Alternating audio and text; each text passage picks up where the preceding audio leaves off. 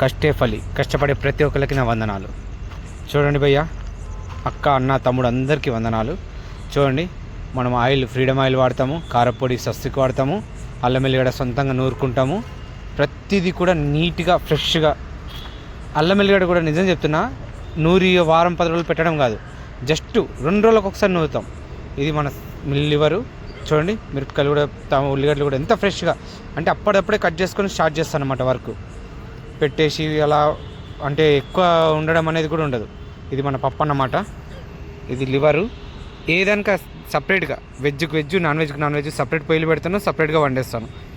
నన్ను సపోర్ట్ చేయండి. ఒక్కసారి నా దగ్గరికి వచ్చి తినండి, రెండోసారి ఖచ్చితంగా మళ్ళీ నా దగ్గరికి వస్తుంటారు. ఇది నా గ్యారంటీ.